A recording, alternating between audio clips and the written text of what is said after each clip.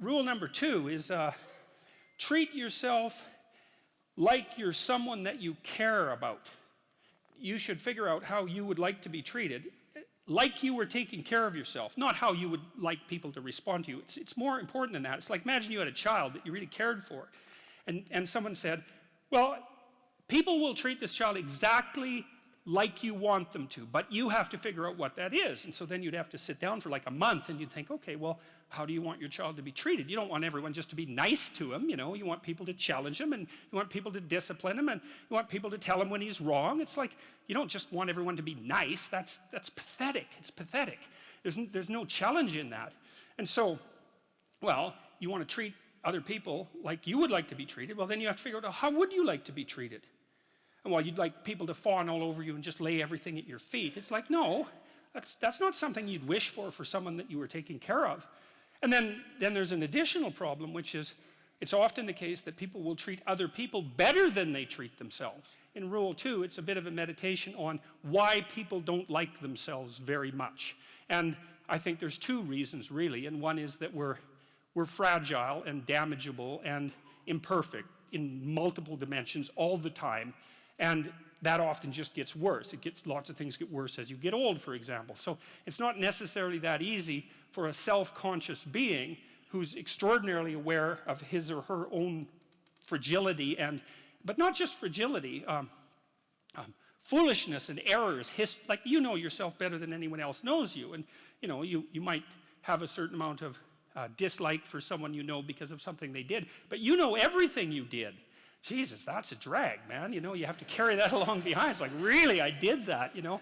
And then, so there's that. It's like you're weak and kind of useless and prone to temptation. And you know all those things, you know, that just shouldn't be that way. And then you're also capable of pretty vicious acts of malevolence. And so you also know that about yourself. And so it's a real existential question for people. It's like, why the hell should you take care of something as sorry and wretched as you are? And that's really what the chapter is about. It's because the answer in the chapter is, yeah, you know, first of all, yes, you're pretty useless and terrible, but so is everyone else, and that's actually an existential problem, right? And what I mean by that, it's a problem that every human being has always had and always will. So it's not just you, it's a universal problem.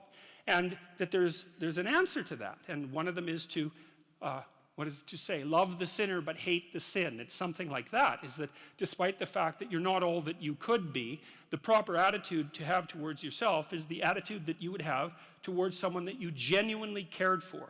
And that it's incumbent on you to act as if you genuinely care for yourself, just like you would act towards someone that you actually cared about, some other person. And so it's a reversal in some sense of the golden rule, right? And it's a discussion of why that's necessary. And also, more than that, it's a discussion of why you have a moral obligation to do that. It's not just that you should because it would be better for you. You actually have a moral obligation to do that, I think, because you make the world a much better place, much worse place, if you don't take care of yourself. So you should bloody well take care of yourself, you know, because, well, that's what the chapter's about. It's partly because you have something valuable to bring into the world.